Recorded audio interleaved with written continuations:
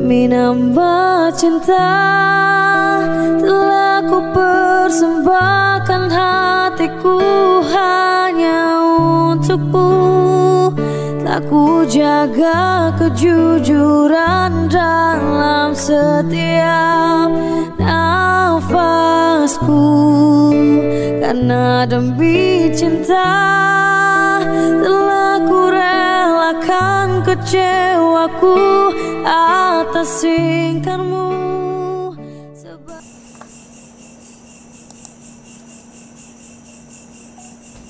Assalamualaikum warahmatullahi wabarakatuh. Saya menemukan di beranda ya politik identitas Why Not dari channel Amin Rais Official. Subscribernya udah banyak ya, 76.300, dan ini sudah 1 jam yang lalu yang nonton 734. Kita lihat ya politik identitas apa, kita cek. Saya juga pengen tahu bagaimana cara Amin Rais menjelaskan ya politik identitas yang selama ini dijadikan alat pemukul untuk politik Islam ya. Bismillah. Assalamualaikum warahmatullahi wabarakatuh. Assalamualaikum warahmatullahi wabarakatuh. Alhamdulillahirabbil alamin. Saya belum lihat ya baru ini. Wassalatu wassalamu ala asyrafil anbiya'i wal mursalin wa ala alihi wa sahbihi ajma'in. Ketua Majelis Syuro. Tema video saya kali ini itu politik identitas, mengapa tidak?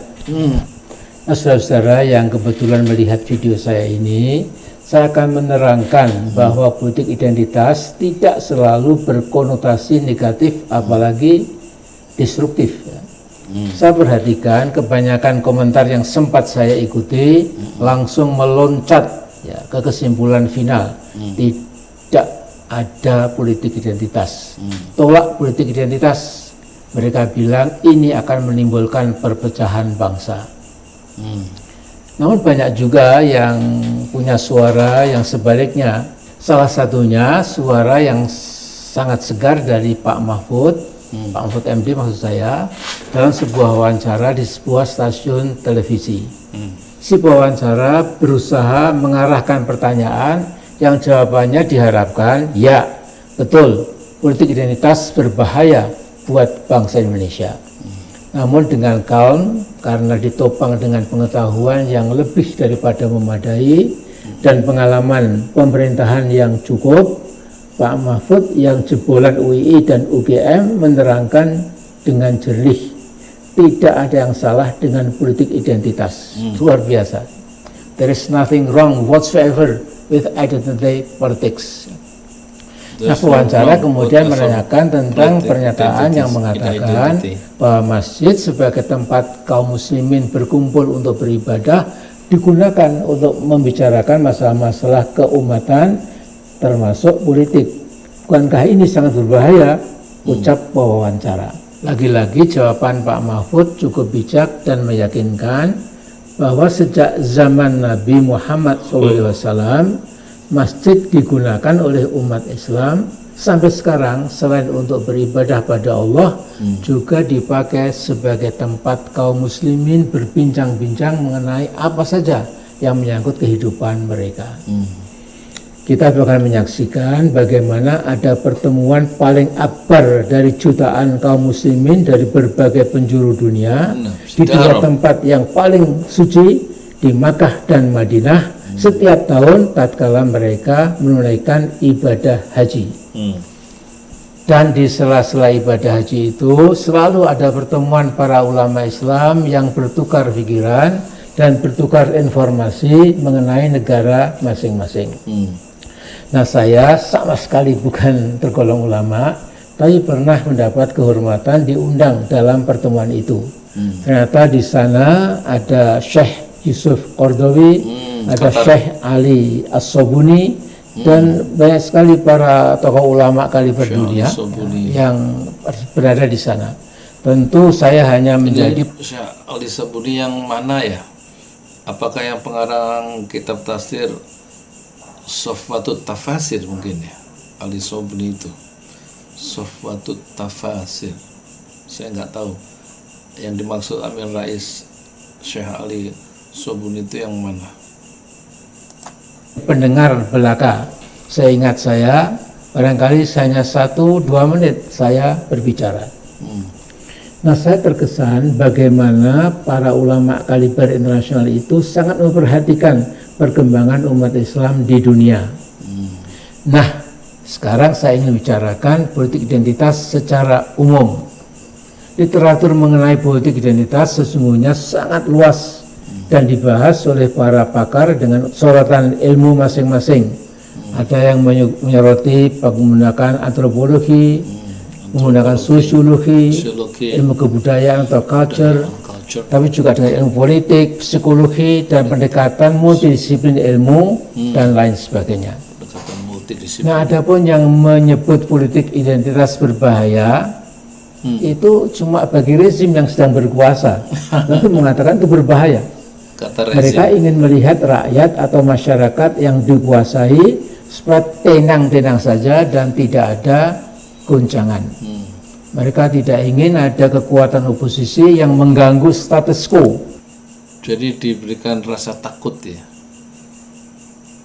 dengan mengatakan politik identitas itu berbahaya, sehingga rakyat itu tidak berani bersikap kritis lagi terhadap rejim yang sedang berkuasa. Menurut mereka, the status quo must be preserved. Opposition is not tolerated. Ya, jadi tidak ada itu oposisi. Ya.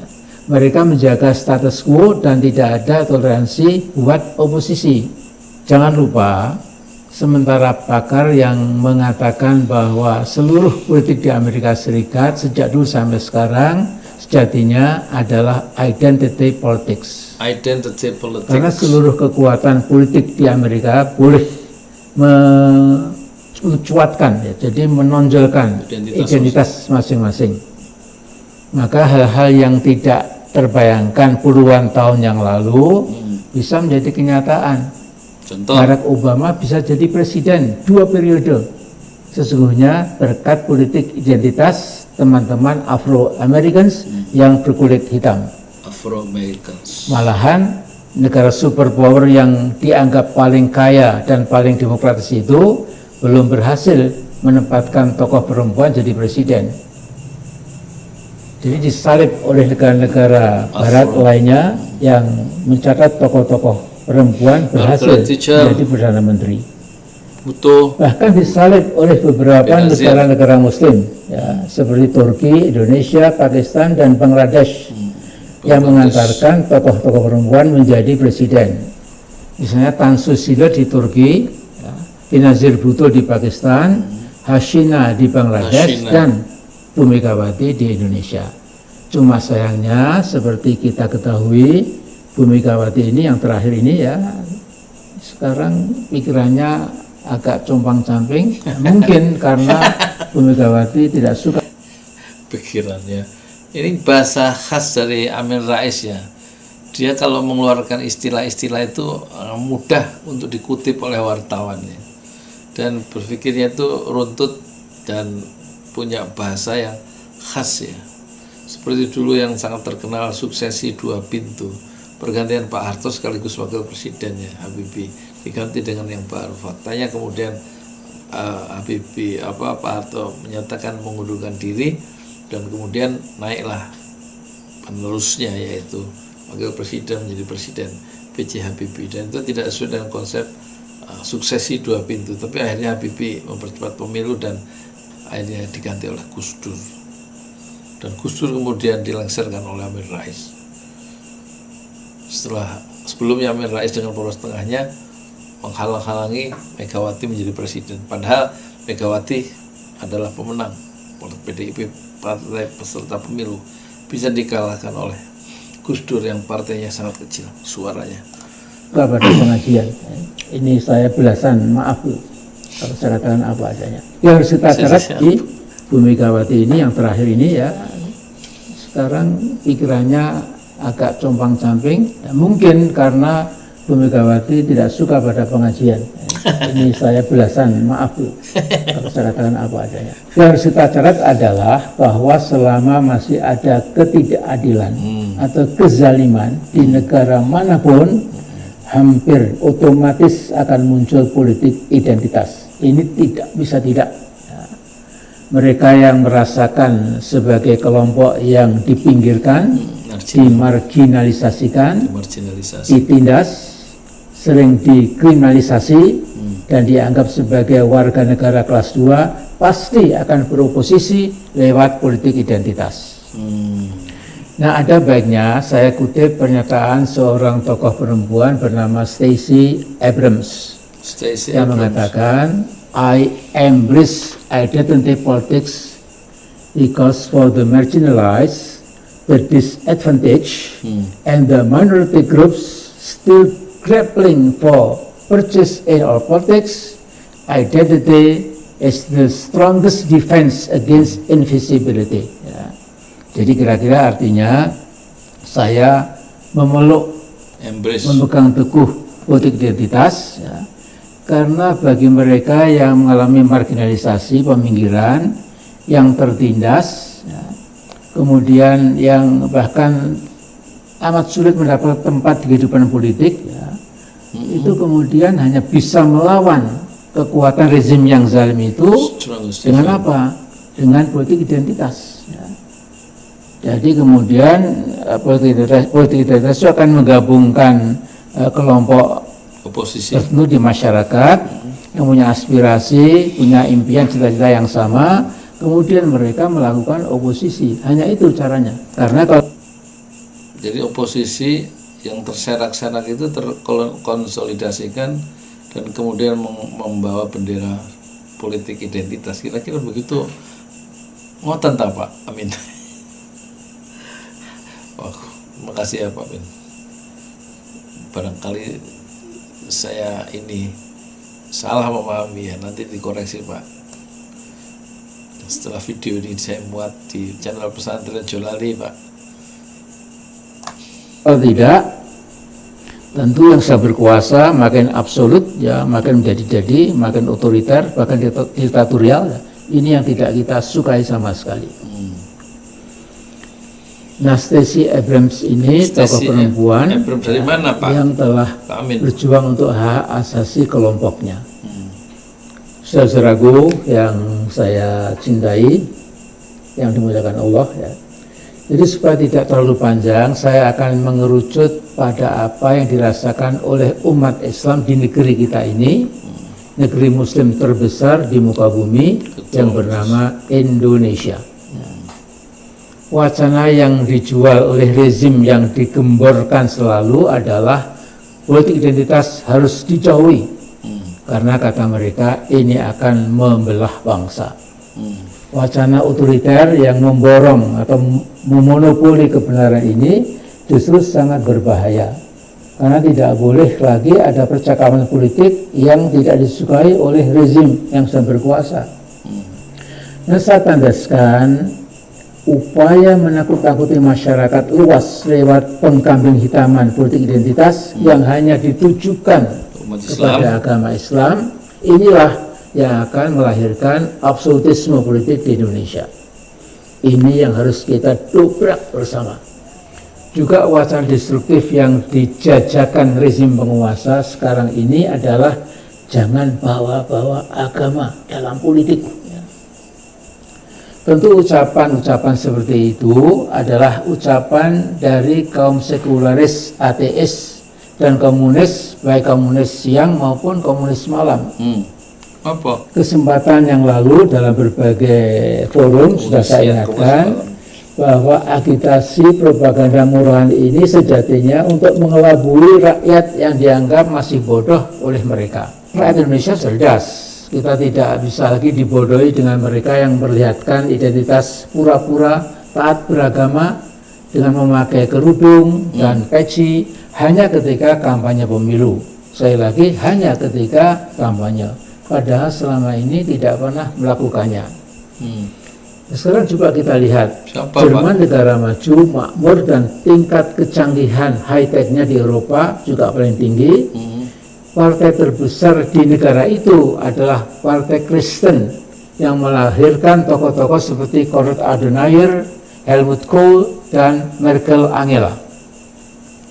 Partai yang bernama Christian Democratic Union of Germany pada 2001 memenangkan pemilu legislatif di Bundestag, Parlemen Federal Jerman, dengan perolehan 152 kursi dari 736 kursi, yaitu sekitar 19% suara rakyat. Partai Kristen juga kita lihat ada di Italia, ya, di Australia, Selandia Baru, dan lain sebagainya. Nah, mereka yang teriak-teriak jauhkan agama dari kehidupan politik berbangsa dan bernegara, menurut saya mereka itu sudah ketinggalan kereta peradaban, ya, sudah tercacar dari civilizational development, atau mungkin sudah terlambat ya mengikuti civilizational train, ya, kereta api peradaban jalan maju terus, tapi ini teman-teman kita masih berkutat seolah masih ada zaman bahula dulu, ya. Bahula. Nah, mereka mungkin yakin ya, bahwa mereka lah yang paling maju dan paling tahu masalah, ya. Nah, untuk itu jangan sampai agama dan moralitas yang absolut terkikis dan tercerabut dari kehidupan berpolitik kita, karena pendapat jangan bawa-bawa agama dalam berpolitik. Itu saudaraku, seingat saya, memang kalau sebuah negara itu pemerintahnya itu sudah tercerabut dari absolute values, yaitu nilai-nilai yang mutlak, ya, seperti diwahyukan dalam berbagai kitab suci, apakah itu kitab Taurat, kitab Injil maupun kitab Al-Quran, ya. Itu memang lantas kemudian ya apa saja bisa dikerjakan, ya. Karena nggak ada koneksitas antara hidup di dunia ini dengan kehidupan ukhrawi kita, betul-betul terpenggal. Soal dunia itu ya ini mutlak absolut, tidak akan ada perhitungan lagi di the year after, di kehidupan akhirat kelak. Karena itu saya ingin mengakhiri ini dengan pendapat Al-Quran sendiri yang perlu kita camkan, ya. Di dalam surat Al-Fussilat itu Allah berfirman, wa man ahsanu qawlan mimman da'a ilallahi wa amila sholiha wa qala innani minal muslimin. Apakah ada hamba Allah yang lebih mulia daripada mereka yang mengajak ke jalan kebenaran dan mengerjakan amal soleh dan berkata sesungguhnya saya ini adalah seorang muslim, ya. Jadi tegas, ya. Juga Allah SWT memerintahkan kepada kaum muslimin untuk mengajak bertukar pikiran dengan ahlul kitab, untuk menegakkan tauhid, tidak berlaku musyrik, dan tidak menjadikan Tuhan selain Allah. Dan bila mereka justru berpaling, maka saksikanlah bahwa kami adalah orang muslim, ya. Jadi faqul syahadu bi anna muslimun, ya. Jadi orang muslim itu kan sesungguhnya mulia, ya. Jadi orang muslim itu orang yang mendapatkan guidance dari kitab suci, ya, sehingga insya Allah hidupnya juga akan seperti guidance yang dipegang teguh itu, ya. Karena agama Islam melarang kebohongan, jangan suka berbohong, ya. Karena agama Islam menegaskan kejujuran, ya, jangan pernah juga lantas menipu, ya. Karena agama Islam tidak boleh kita berjanji kosong, ya, maka janji harus ditepati, ya. Karena agama Islam tidak membolehkan moral situasional, ya. Jadi moral itu kan pegangan yang sampai hari kiamat kita pegang, ya. Baik kalau kita berpegang pada moral situasional, yang dulu dianggap bagus, sekarang dianggap buruk, yang dulu dianggap buruk, sekarang dianggap sangat bagus, gitu. Sehingga standarnya menjadi amburadul, dan ini amat sangat berpengaruh pada kehidupan setiap bangsa. Nah, jadi saudaraku, saya ingin mengingatkan bahwa founding fathers dan founding mothers kita itu sesungguhnya amat sangat bijak dan sudah bisa membaca Indonesia ke depan, puluhan tahun ke depan ya. Karena mereka mewariskan ya sebuah semboyan nasional ya, yaitu Bhinneka Tunggal Ika, Unity in Diversity. Unity in Diversity. Jadi mereka menyadari, kita pun sekarang juga harus menyadari dalam tubuh bangsa ini banyak kelompok-kelompok dengan identitas yang berbeda-beda. Dengan identitas berbeda-beda. Nah, bayangkan kalau identitas yang berbeda ini saling menghormati, saling bekerja sama, tidak saling bercerca, tidak dipecah belah, apalagi diadu domba dan lain-lain, maka insya Allah kemudian kita akan menjadi bangsa betul-betul tangguh ya. Sesungguhnya begini ya, saya melihat peristiwa sejarah kita ini kadang-kadang kita hampir tenggelam dan hilang sebagai bangsa dan negara. Jadi tahun 48 ada pemberontakan komunis yang hampir saja menghancurkan bangsa Indonesia yang baru beberapa 3 tahun proklamasi kemerdekaan kedaulatan. Kemudian tahun 57 ada pemberontakan TRI Permesta yang hampir-hampir saja akan membelah bangsa kita. Ya. Tapi insya Allah kita bangkit kemudian lebih kuat lagi. Kemudian 65 beberapa waktu yang lalu juga ada huru-hara ya, yang menyebabkan seolah-olah kita akan tenggelam ya. Selalu untuk seperti itu ya. Tapi lihatlah selalu kita bangkit dengan lebih kuat lagi. Nah, jadi saya melihat masa depan bangsa besar ini, kita bangsa Indonesia itu dengan optimisme. Insya Allah kalau umat beragama, apalagi umat Islam masih banyak yang berpegang teguh dengan ibadahnya, masih sholat 5 waktu, ditambah sholat rawatib, syukur-syukur sholat malam, berdoa kepada Allah untuk kebahagiaan, ketangguhan, kejayaan buat bangsa dan negara kita, itu insya Allah akan disauti, dijawab oleh Allah dengan menjadikan bangsa kita ini lebih bersatu padu, lebih kuat, lebih modern, ya, dan dapat bersaing dengan bangsa manapun juga. Jadi ini sedikit dari saya, ya.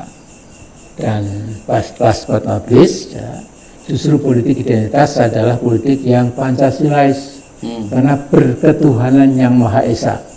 Politik identitas adalah politik gagasan dan ide, bukan kebencian. Politik identitas harus mengedepankan persatuan, dan yang paling penting dari itu, semua politik identitas bertujuan untuk mencapai, apalagi kalau bukan, keadilan sosial bagi seluruh rakyat Indonesia.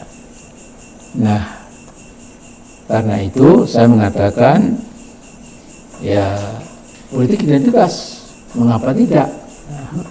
Nah, barangkali itu yang saya sampaikan. Kalau ada yang benar tentu dari Allah SWT yang maha sempurna. Kalau ada kekhilafan, kesalahan, sengaja atau tidak, saya kira tidak saya sengaja, tentu dari Al-Fakir Muhammad Amin Rais. Mohon maaf. Assalamualaikum warahmatullahi wabarakatuh. Jadi apa politik identitas itu? Yaitu satu politik yang mengedepankan atau yang memperlihatkan identitas masing-masing kelompok di masyarakat yang memang beragam, dan itu adalah sebuah kenyataan sejarah dan sebuah pilihan yang sah ya di dalam memenangkan gagasan-gagasan untuk merebut kekuasaan melalui politik identitas. Tetapi persoalannya adalah menurut Amin Rais tadi, politik identitas itu menjadi buruk di tangan rejim yang anti kritik, yang otoriter, dan kemudian menuduh lawan-lawan politiknya dengan cara mengadu domba mereka sambil mengibarkan bahwa politik identitas yang dimaksud politik Islam itu adalah berbahaya karena bisa membelah bangsa, dan itu adalah trik yang jahat dari rejim yang ingin mempertahankan kekuasaannya. Saya Yudi Pramuko, tukang donat dari para YouTuber tertua di semesta. Fasbir sabran jamilah, bersabarlah dengan kesabaran yang indah. Kita ucapkan terima kasih kepada Ustadz Amin Rais, dan saya mohon maaf kepada Ibu Kus, saya gagal untuk mengembangkan warung produktif yang sudah dibiayai oleh Ibu Kus Kafeyu. Rupanya dana yang diberikan yang seharusnya bisa dikembangkan, mohon maaf, tidak bisa saya kembangkan karena habis untuk sewa kontrakan yang memang cukup mahal ya. Mohon maaf, mohon diikhlaskan, wakaf itu tidak bisa saya kembangkan, kecuali saya bisa mengembangkan yang lain, tapi untuk bisnis agak sulit ya, dengan dana yang memang terbatas dari Ibu Kus. Tapi terima kasih atas bantuannya sebelumnya, dan soal besarannya tentu tidak perlu saya ungkapkan di sini. Mohon maaf lahir batin. Saya Yudi Pramuko, tukang donat dari para YouTuber tertua di semesta. Fasbir sabran jamilah, bersabarlah dengan kesabaran yang indah. Assalamualaikum warahmatullahi wabarakatuh.